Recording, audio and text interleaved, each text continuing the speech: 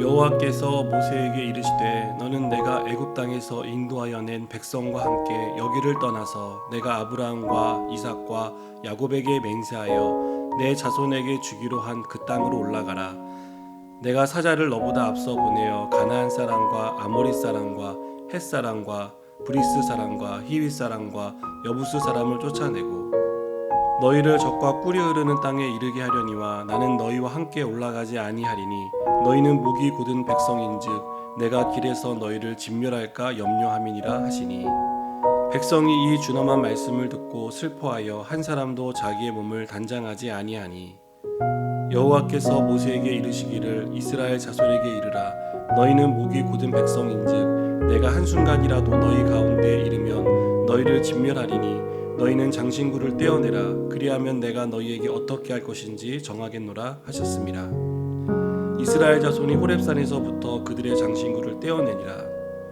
모세가 항상 장막을 취하여 진 밖에 쳐서 진과 멀리 떠나게 하고 회막이라 이름하니 여호와를 앙모하는 자는 다 진 바깥 회막으로 나아가며 모세가 회막으로 나아갈 때에는 백성이 다 일어나 자기 장막 문에 서서 모세가 회막에 들어가기까지 바라보며 모세가 회막에 들어갈 때에 구름 기둥이 내려 회막 문에 서며 여호와께서 모세와 말씀하시니 모든 백성이 회막 문에 구름 기둥이 서 있는 것을 보고 다 일어나 각기 장막 문에 서서 예배하며 사람이 자기의 친구와 이야기함 같이 여호와께서는 모세와 대면하여 말씀하시며 모세는 진으로 돌아오나 눈의 아들 젊은 수종자 여호수아는 회막을 떠나지 아니하니라.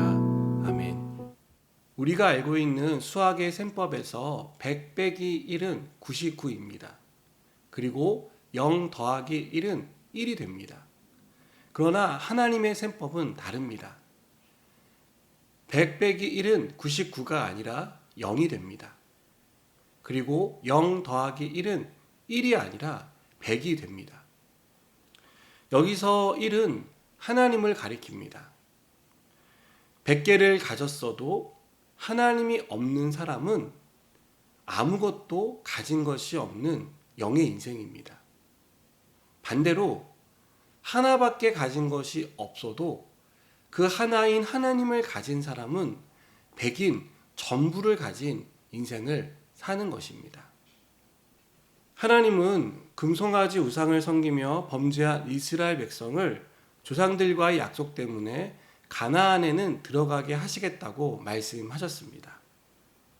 그리고 그들이 가는 길에 사자를 앞서 보내셔서 그들을 보호하고 인도해 주시겠다고 약속하셨습니다. 그러나 하나님은 나는 너희와 함께 올라가지 않겠다라고 말씀합니다. 하나님이 없는 가나안, 먹을 것이 풍부하고 안전도 필요도 채워지는 광야 생활이지만 하나님이 빠진 그 삶은 의미가 없는 것입니다. 이 말씀 앞에 이스라엘 백성은 자신들이 저지른 죄가 얼마나 큰지를 깨닫게 됩니다. 그래서 하나님 앞에 슬퍼하며 스스로 자기의 몸을 단장하지 않습니다. 하나님은 이스라엘의 죄 때문에 진노하셨지만 이렇게 하나님 앞에서 겸비하는 이스라엘 백성들을 보시며 마음을 돌이키시고 그들에게 은혜를 베풀어 주시는 것을 볼 수 있습니다. 5절을 보시면 너희는 장신구를 떼어내라. 그리하면 내가 너희에게 어떻게 할 것인지 정하겠노라. 너희와 함께 올라가지 않겠다고 하셨던 하나님의 마음이 조금은 변화된 것을 발견할 수 있습니다. 이제 이스라엘 백성도 더욱 적극적으로 자신들의 잘못을 깨닫고 하나님께로 돌아서기 위하여 애쓰는 것을 발견하게 됩니다. 모세가 회막에 들어갈 때 이스라엘 백성도 회막을 향해 일어섭니다. 또 모세가 회막에서 예배할 때 백성들도 각기 장막문에 서서 하나님을 예배했습니다. 하나님이 없는 인생은 아무것도 아니라는 것을 깨달았기 때문입니다. 가나안에 들어가고 필요가 채워지는 것이 이들에게 중요한 것이 아니라 하나님이 함께하는 것이 이들의 인생에서 가장 중요하다는 것을 비로소 알게 된 것입니다. 사랑하는 여러분, 우리 인생에 무엇이 더해지는 것이 우리는 복이라고 믿습니다.